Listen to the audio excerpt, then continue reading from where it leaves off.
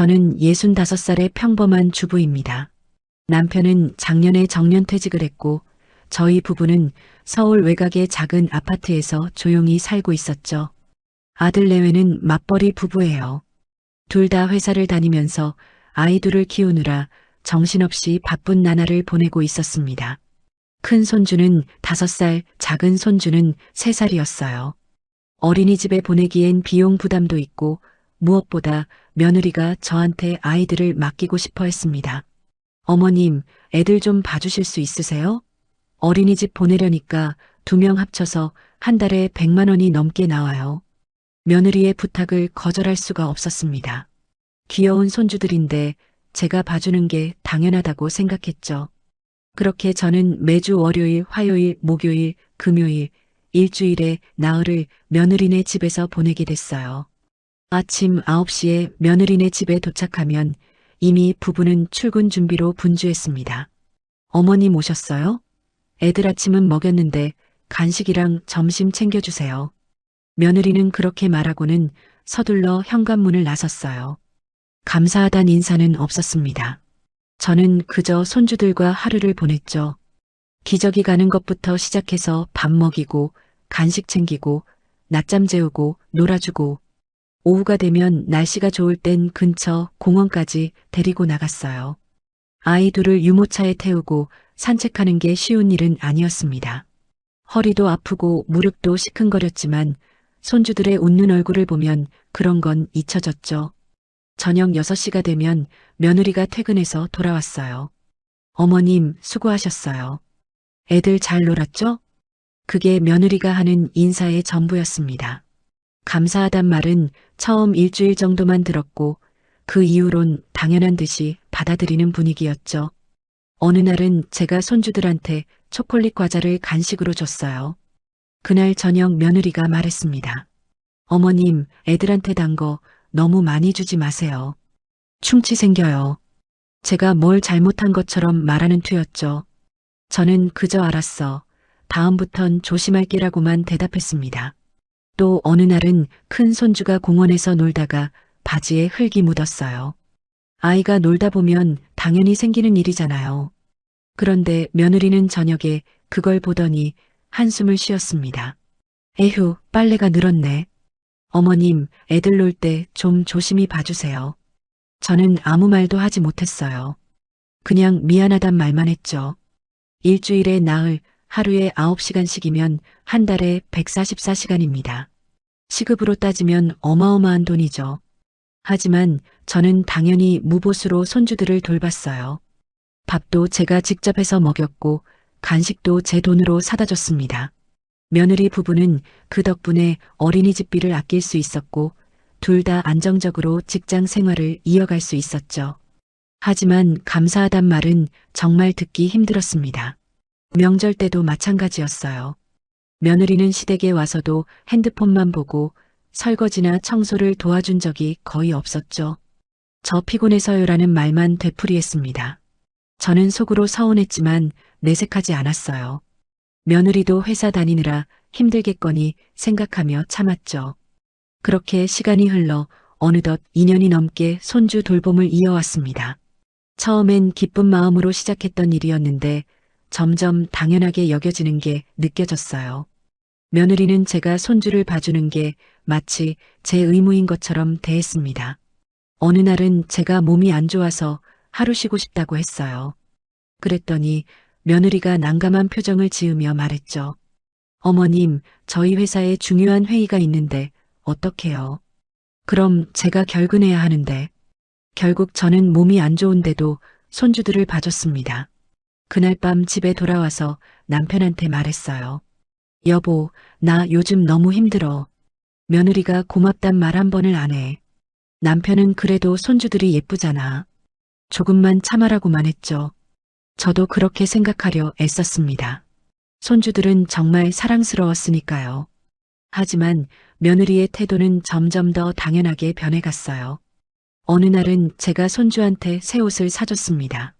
며느리는 어머님, 애들 옷은 저희가 살 테니까 괜한 돈 쓰지 마세요라고 했죠. 고맙단 말은 없었어요. 그저 필요 없단 말만 들었습니다. 저는 점점 지쳐갔어요. 육체적으로도 힘들었지만 정신적으로 더 힘들었죠.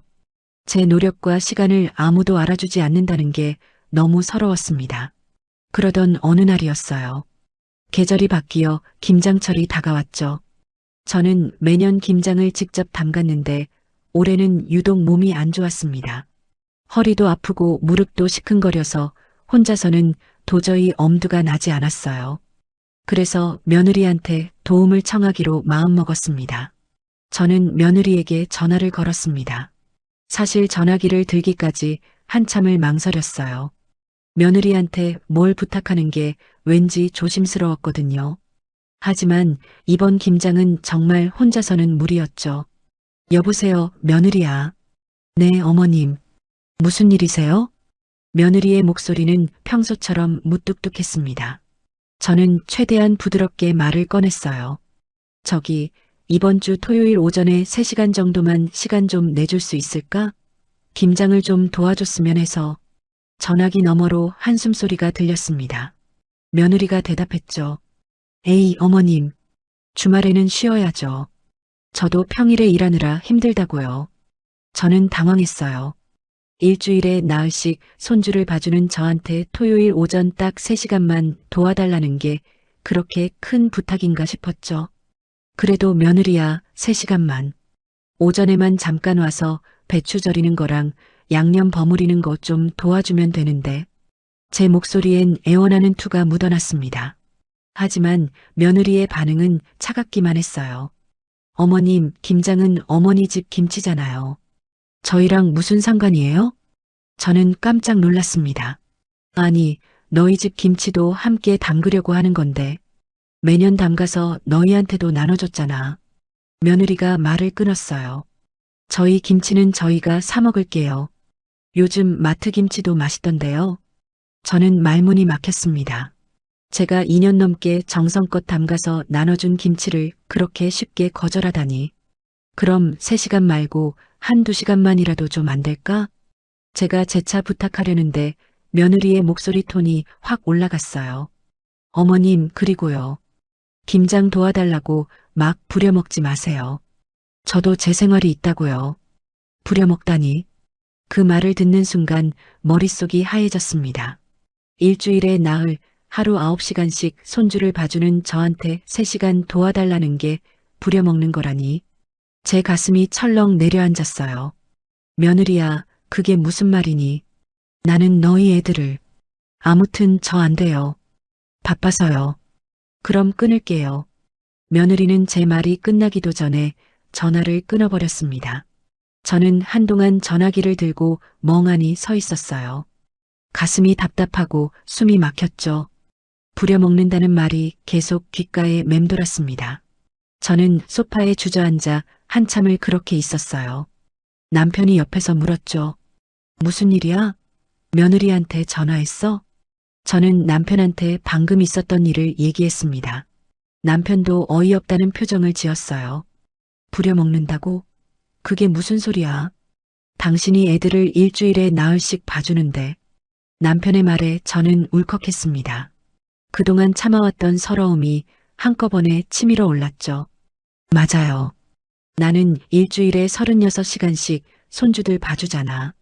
그런데 3시간 도와달라는 게 부려먹는 거래.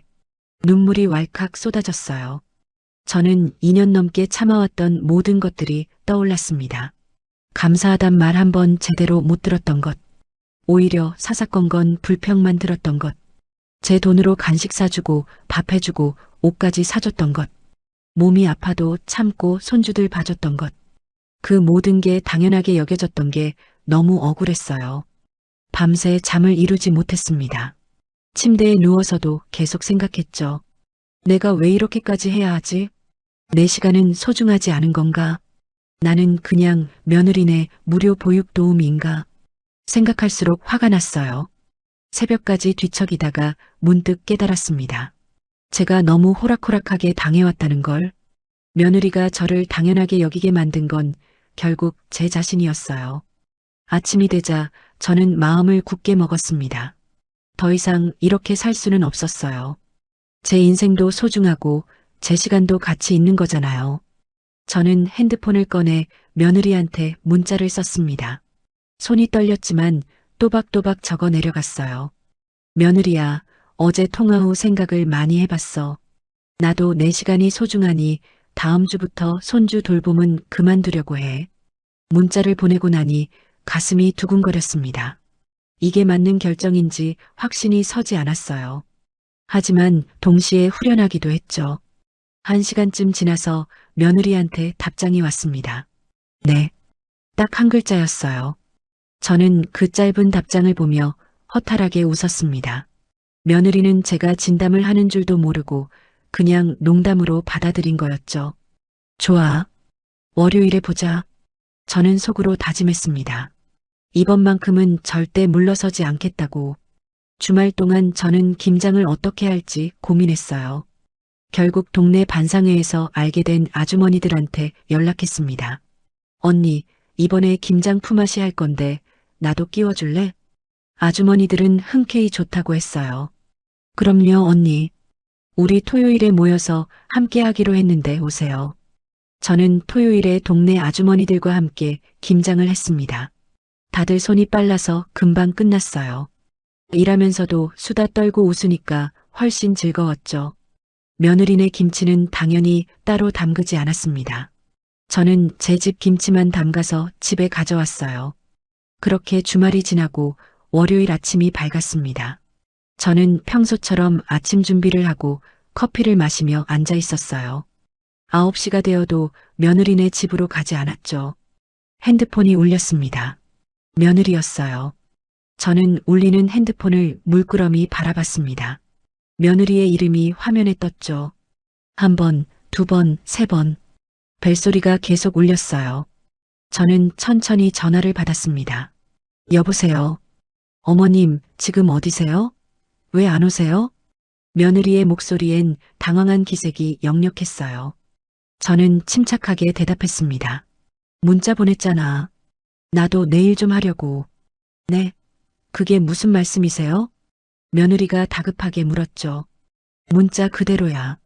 손주 돌봄은 이제 그만하기로 했어. 전화기 너머로 며느리가 숨쉬는 소리가 들렸습니다. 어머님, 설마 진심이세요? 농담이시죠? 아니, 진심이야. 너도 주말에 쉬고 싶다고 했잖아. 나도 평일에 좀 쉬고 싶어. 며느리의 목소리가 높아졌어요. 어머님, 그럼 애들은 어떻게 해요? 저 지금 출근해야 하는데요. 저는 담담하게 말했습니다. 그건 너희가 알아서 해야지. 미안하지만 나는 오늘부터 안 갈 거야. 어머님, 이러시면 안 되죠. 저 진짜 곤란한데요. 며느리가 거의 소리를 지르다시피 했어요. 하지만 저는 마음을 굳게 먹었습니다. 곤란한 건 나도 마찬가지였어.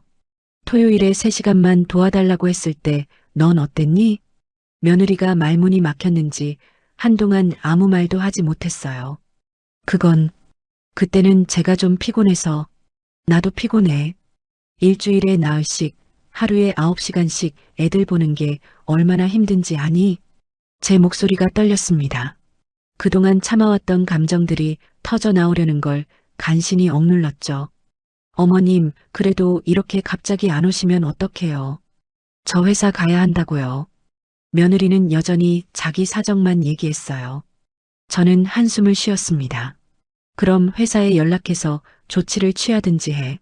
나는 더 이상 못 봐줘. 어머님, 며느리가 뭐라 말하려는 순간 저는 전화를 끊었습니다. 손이 부들부들 떨렸어요. 이렇게 강하게 나온 건 처음이었거든요. 남편이 옆에서 제 어깨를 토닥였습니다. 잘했어. 당신 결정 나는 정말 지지해. 남편의 말에 눈물이 핑 돌았어요. 저는 소파에 앉아 한참을 그렇게 있었습니다. 내가 너무한 건가? 손주들은 어떡하지? 그런 생각들이 머릿속을 맴돌았어요. 하지만 동시에 이런 생각도 들었죠. 아니야. 나도 내 인생이 있어. 나를 당연하게 여기는 사람들한테 더 이상 끌려다닐 순 없어. 오전 내내 핸드폰이 계속 울렸습니다. 며느리한테서 전화가 10통도 넘게 왔어요. 저는 받지 않았습니다. 문자도 여러 통 왔죠.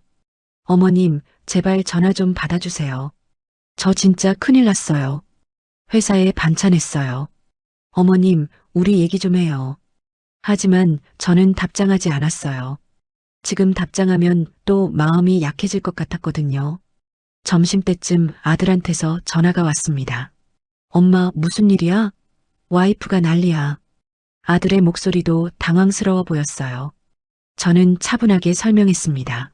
아들아, 엄마도 이제 내 인생 좀 살고 싶어. 2년 넘게 애들 봐줬잖아. 그건 알지.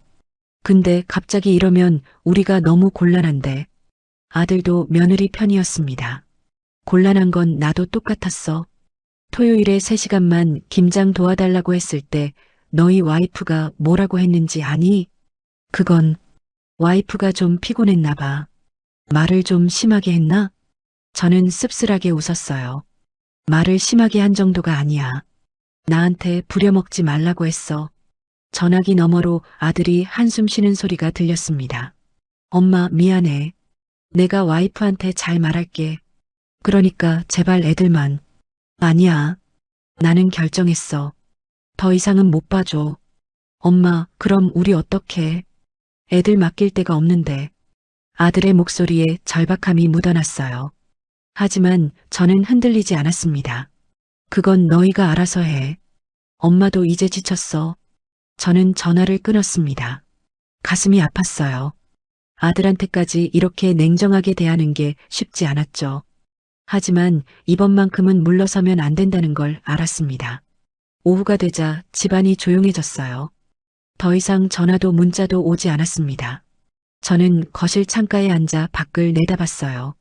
가을 하늘이 참 맑았습니다. 문득 이런 생각이 들었죠. 나는 언제부터 내 시간을 이렇게 당연하게 내어줬을까? 왜 감사하단 말 한마디 듣지 못하면서도 계속 참았을까? 돌이켜보니 제 자신이 너무 안쓰러웠어요. 65살의 나이에도 불구하고 일주일에 36시간씩 손주를 돌봤습니다. 허리 아픈 것도 참고 무릎 시린 것도 참고 제 돈으로 간식 사주고 밥 해주고 그런데 돌아온 건 당연하단 태도와 불평뿐이었죠.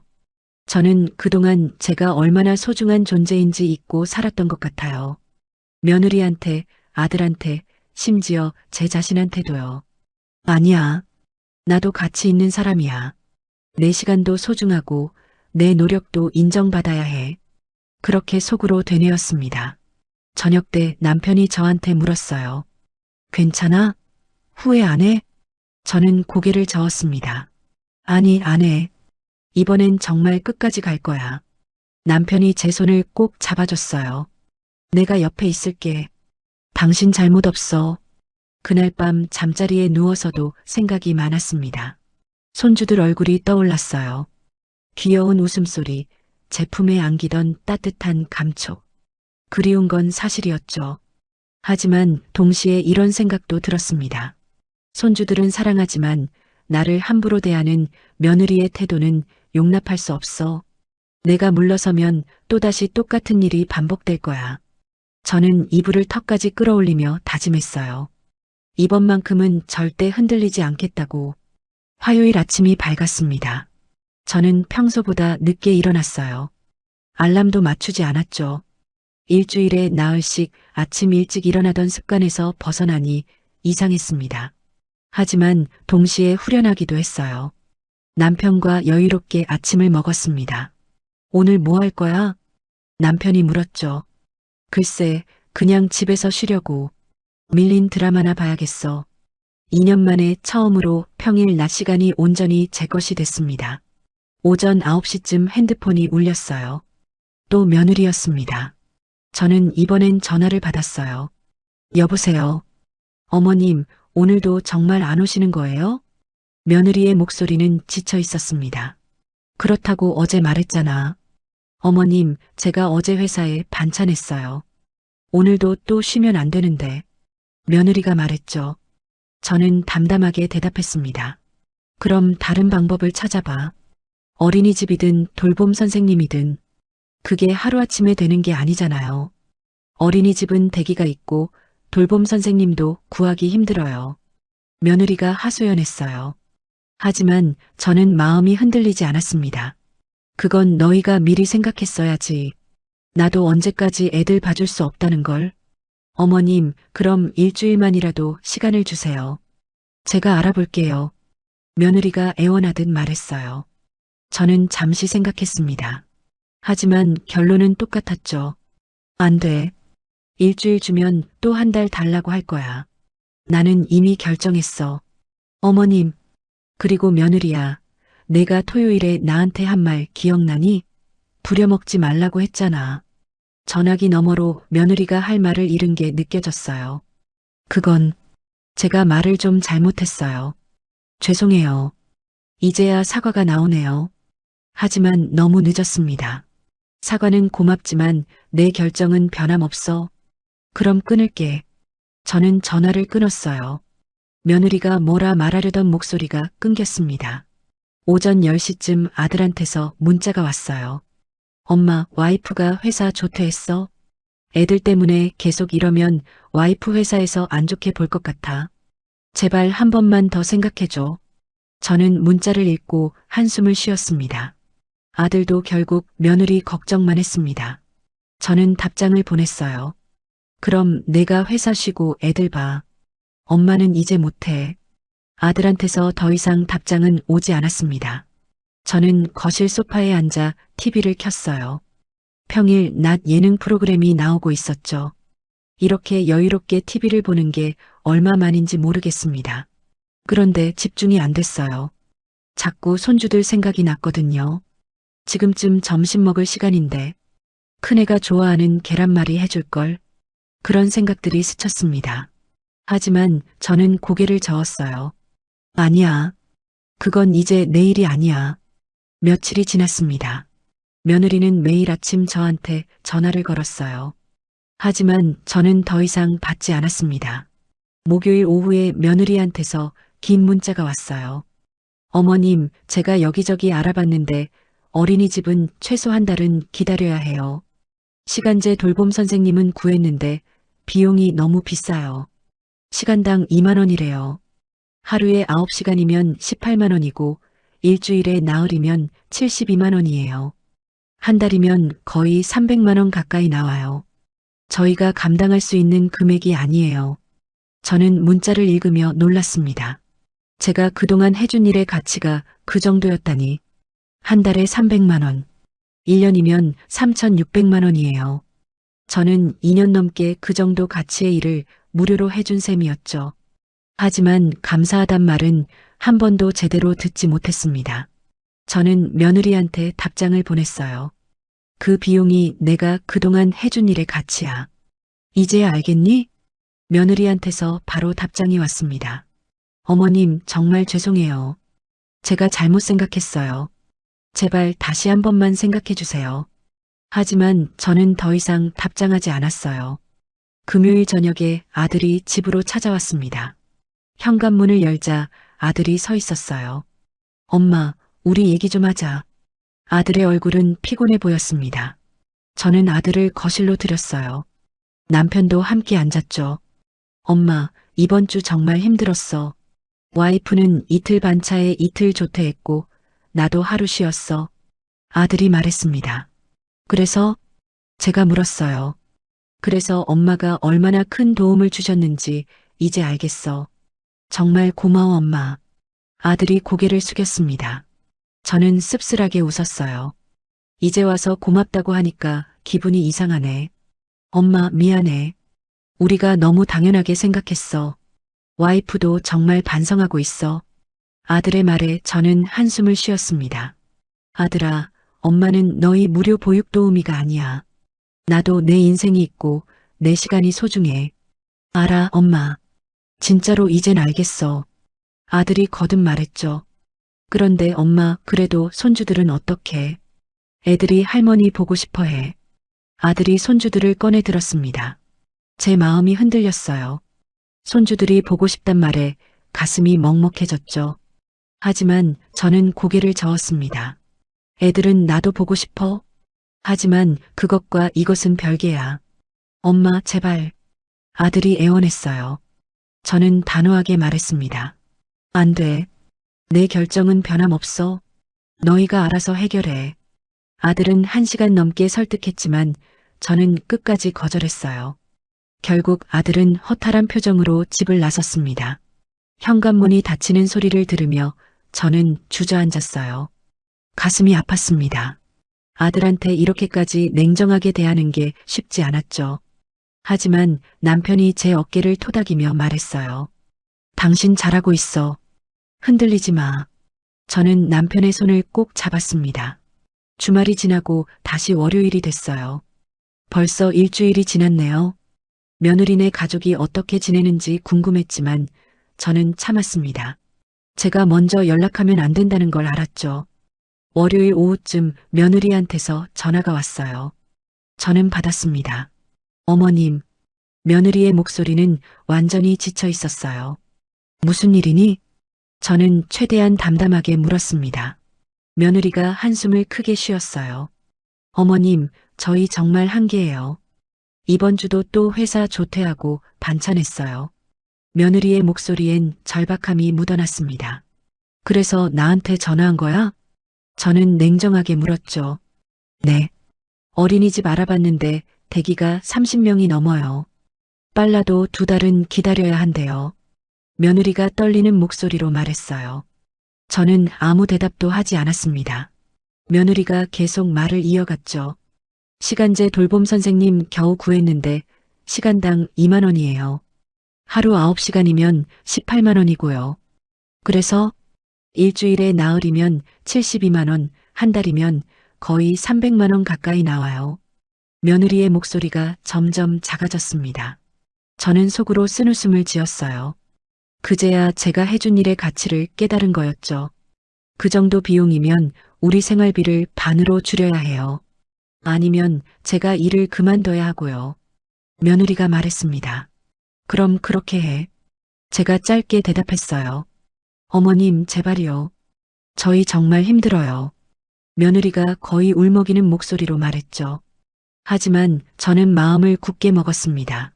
힘든 건 나도 마찬가지였어.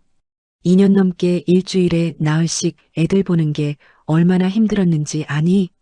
죄송해요, 어머님. 정말 죄송해요. 며느리가 사과했어요. 하지만 저는 그 사과가 진심인지 의문이었습니다. 지금 곤란하니까 하는 사과 같았거든요. 사과는 받아들일게. 근데 손주 돌봄은 다시 시작 안 할 거야. 어머님, 그럼 저희 정말 어떡해요?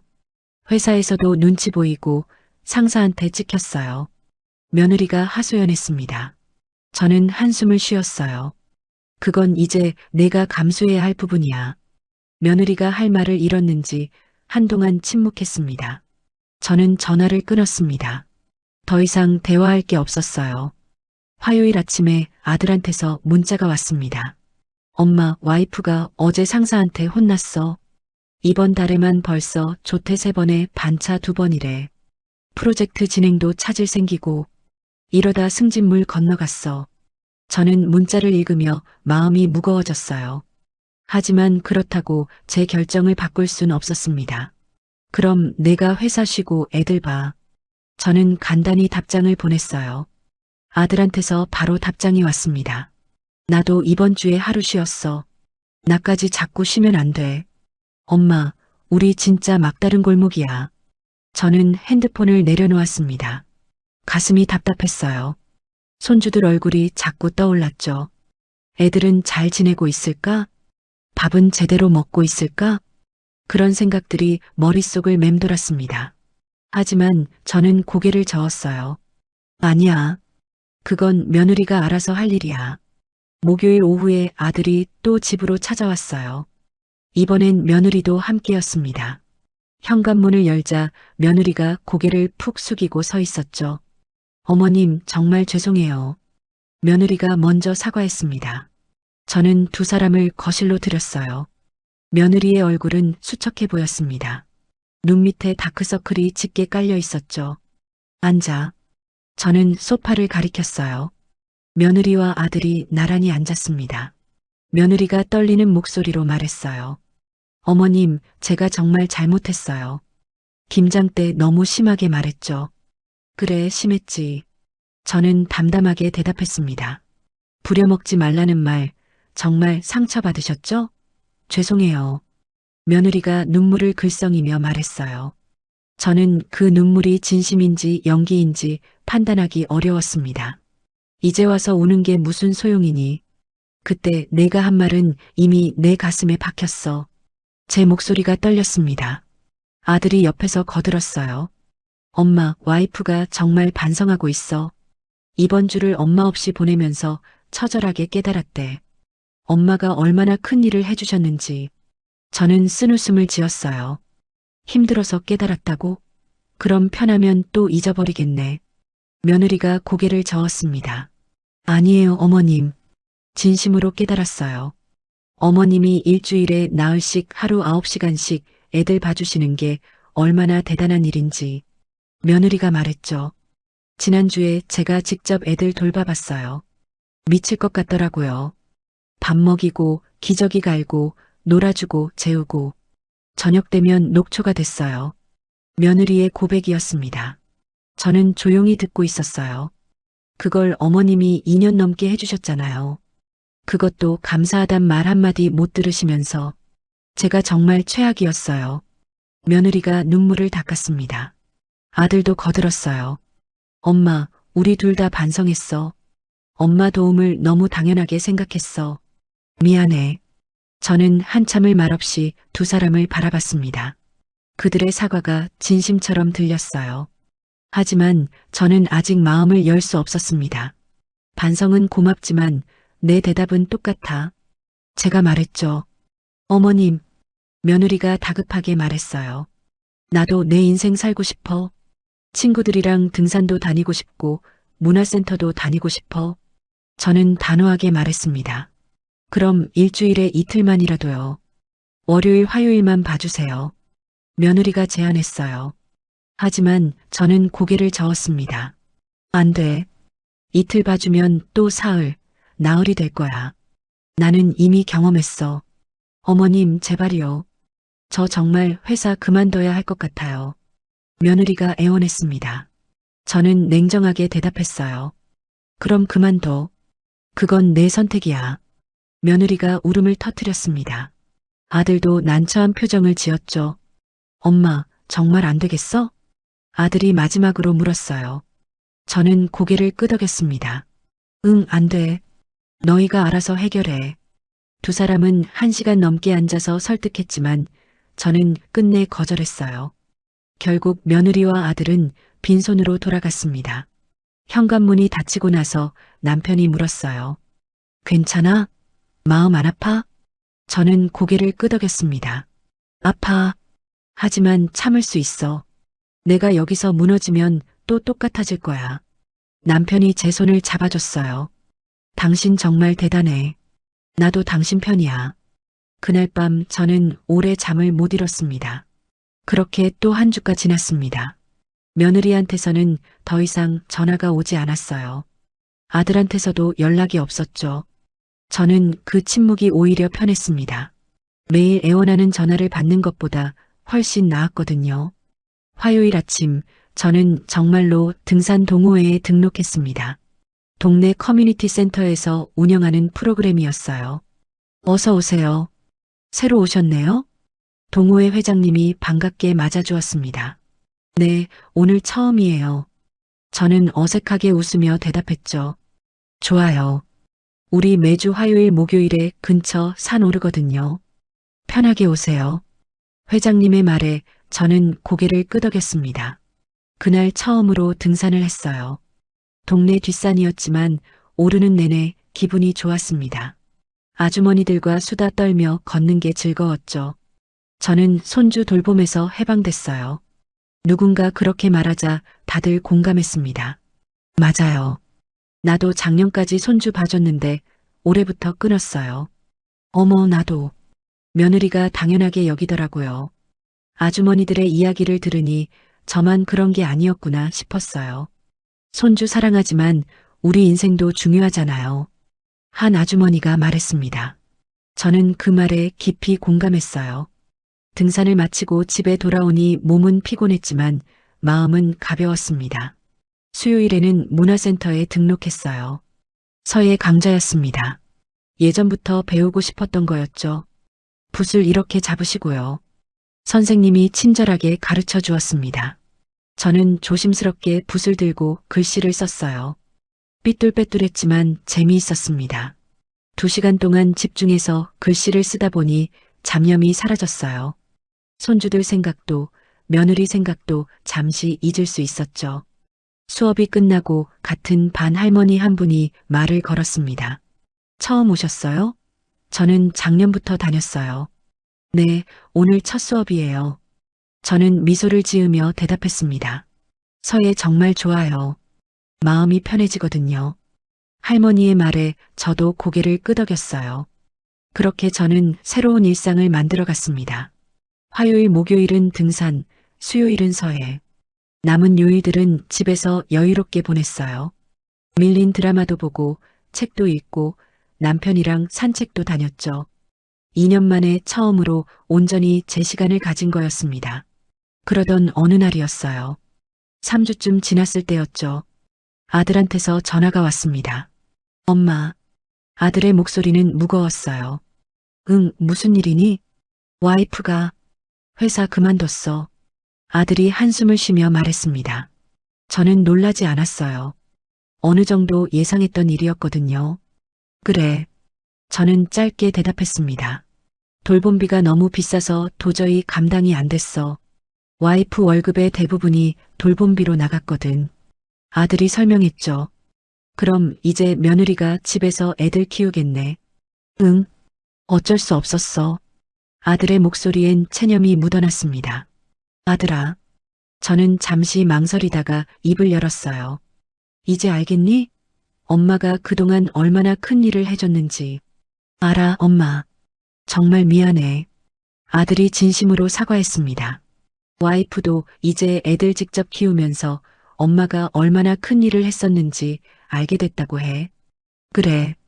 저는 더 이상 할 말이 없었어요. 엄마, 그래도 손주들 보고 싶으시죠? 우리 주말에 한번 놀러 갈게요. 아들이 조심스럽게 말했습니다.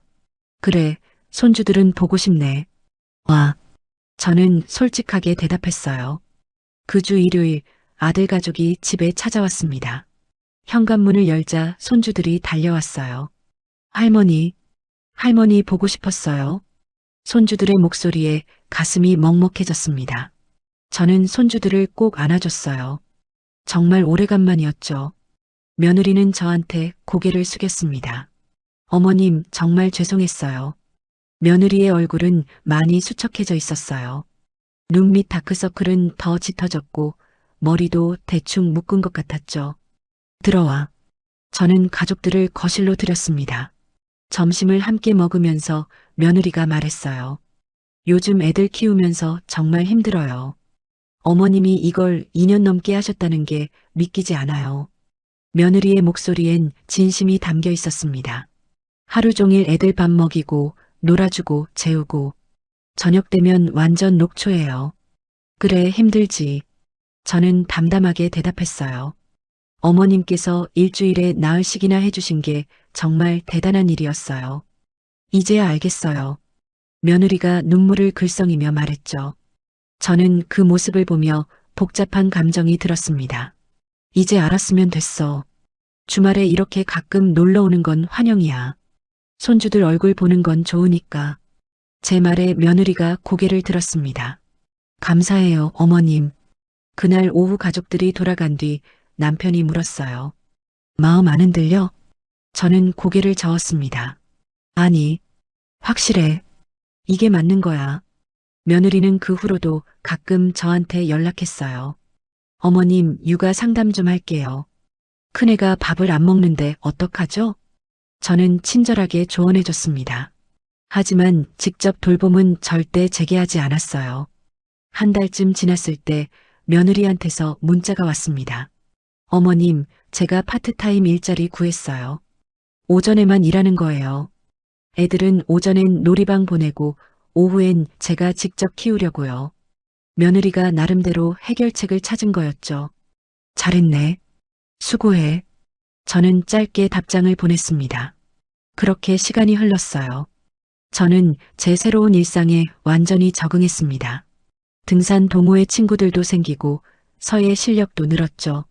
무엇보다 제 시간을 온전히 저를 위해 쓸 수 있다는 게 행복했어요. 어느 날 등산을 마치고 내려오는 길에 한 아주머니가 말했습니다. 요즘 표정이 정말 밝아지셨어요. 그래요? 저는 웃으며 물었어요. 네. 처음 오셨을 때보다 훨씬 편안해 보여요. 그 말을 듣고 보니 정말 그랬습니다. 제 마음이 한결 가벼워진 게 느껴졌거든요. 며느리와의 관계도 예전보다 나아졌어요. 제가 손주 돌봄을 그만두고 나니 오히려 서로 존중하는 관계가 됐습니다. 며느리는 이제 저한테 함부로 대하지 않았고 작은 일에도 감사하다고 말했죠. 어머님, 김치 나눠주셔서 감사해요. 어머님, 육아 조언 감사드려요. 그런 말들을 들을 때마다 뿌듯했습니다. 결국 제가 선을 그은 게 잘한 일이었구나 싶었어요. 지금 돌이켜보면 그때 그 결정이 제 인생의 전환점이었습니다. 며느리의 무례한 말 한마디가 제 인생을 바꿔놓은 거죠. 만약 그때 참고 넘어갔다면 저는 아마 지금도 일주일에 나흘씩 손주를 돌보고 있었을 거예요. 감사하단 말도 듣지 못한 채 제 시간과 건강을 희생하면서요. 하지만 저는 용기를 냈습니다. 제 자신을 소중히 여기기로 결심했죠. 그리고 그 결정을 끝까지 지켜냈어요. 지금 저는 행복합니다. 손주들도 가끔 보고 제 취미 생활도 즐기고 남편과의 시간도 충분히 가져요. 무엇보다 저 자신을 사랑하게 됐죠. 65의 나이에 새로운 인생을 시작한 겁니다. 며느리도 이제는 육아의 어려움을 직접 겪으며 철이 들었어요. 파트타임으로 일하면서 아이들을 직접 키우는 게 쉽지 않지만 며느리는 최선을 다하고 있습니다. 가끔 힘들다고 토로하지만 저는 그냥 들어주기만 해요. 직접 나서서 도와주진 않습니다. 그게 제가 정한 선이거든요. 아들도 퇴근 후엔 적극적으로 육아에 참여한다고 해요. 오히려 가족이 더 돈독해진 것 같다고 하더군요. 저는 이 모든 게 다 잘된 일이라고 생각합니다. 며느리는 제가 해준 일의 가치를 깨달았고 저는 제 인생을 되찾았죠. 그리고 손주들도 부모와 더 많은 시간을 보내게 됐으니까요.